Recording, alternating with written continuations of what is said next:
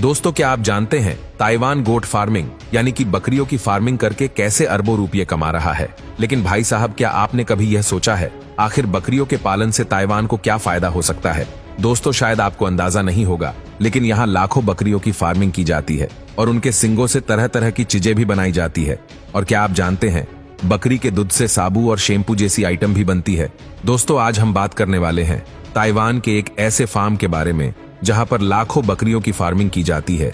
ये इतना बड़ा फार्म है कि वर्तमान में यहाँ लगभग 500 से भी ज्यादा कर्मचारी काम करते हैं, जिनका काम बकरियों की देखभाल से लेकर दूध निकालना और अन्य चीजें तैयार करना है। ताइवान के इस फार्म में बकरियों के रहने के लिए विशेष इंतजाम किए गए हैं। एक बकरी का गर्भकाल लगभग 150 दिनों तक का होता है। जन्म के बाद नवजात बकरी का वजन 2.5 से 3 किलोग्राम तक होता है। आपको जानकर हैरानी होगी कि बकरी के बच्चे पैदा होने के 1 या 2 दिन के अंदर ही चलने लगते हैं। जन्म देने के बाद जब तक उनके बच्चे बड़े नहीं हो जाते, तब तक उन्हें अपनी मां के साथ पाला जाता है। नवजात बकरी का मुख्य भोजन मां का दूध ही होता है। जब तक नवजात बकरी दूध देने के लिए सक्षम नहीं होती, तब तक फार्म्स में इनकी अच्छे से देखभाल की जाती है। जब किसी नए फार्म्स में बकरियों को रखा जाता है, तब वहां पर सबसे पहले इनकी बीमारियों की जांच होती है। तमाम प्रोसेस के बाद बकरियों को दूध देने के लिए ट्रेनिंग दी जाती है। यहाँ फार्म्स में एक बकरी एक दिन में लगभग 2 से 3 लीटर दूध देती है। आमतौर पर एक बकरी दिन में 2 बार दूध देती है। दूध निकालने के लिए बकरियों को एक एक करके फार्म्स के मिल्क प्रोसेसिंग एरिया में लाया जाता है। फिर पब की मदद से दूध को निकालकर मशीनों में स्टोर करते हैं। बकरी का दूध निकालने के लिए यहाँ खास किस्म की मिल्किंग टेक्नोलॉजी का इस्तेमाल किया जाता है। यहाँ लगभग एक दिन में 5 लाख लीटर बकरियों के दूध का उत्पादन होता है। इसके 1 लीटर दूध के लिए 100 से 200 रुपए के आसपास चुकाने होंगे। जब यहाँ बकरी से दूध निकालने का काम पूरा हो जाता है, तो बकरियों को वापस बाहर छोड़ दिया जाता है। दूध निकालने के बाद बकरी के दूध से यहाँ तमाम डेयरी प्रोडक्ट्स बनाए जाते हैं। बकरी के दूध का उपयोग पनीर, दही, चीज और आइसक्रीम बनाने में भी किया जाता है।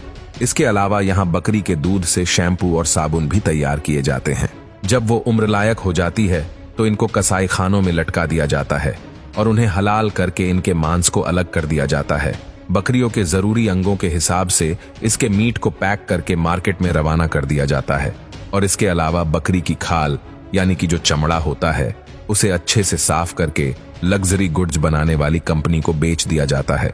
फिर वो बड़ी बड़ी कंपनियां बकरी के चमड़े का उपयोग ढोलक, तबला, ढपली, पर्स, जैकेट और बेल्ट बनाने में करती है। इनकी खाल से बने प्रोडक्ट्स जैसे हैंडबैग और जैकेट्स बहुत ही ऊंचे दामों पर मार्केट में बिकते हैं।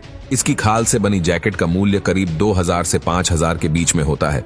इनकी खाल से बने ढोलक की कीमत लगभग 5000 से 6000 और तबला की कीमत लगभग 3000 से लेकर 5000 और ढपली की कीमत लगभग 2000 से 4000 रुपए तक होती है। और बकरी के सिंग से शोफर जैसी चीजें बनाई जाती है और इनकी कीमत उनकी साइज के हिसाब से होती है, जैसे कि 2000 से 10,000 के बीच में होती है।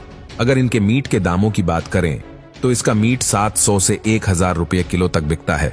आपको ये जानकर हैरानी होगी कि पूरी दुनिया में हर साल 10 लाख बकरियों को हलाल किया जाता है, जिसमें ताइवान पहले नंबर पर है।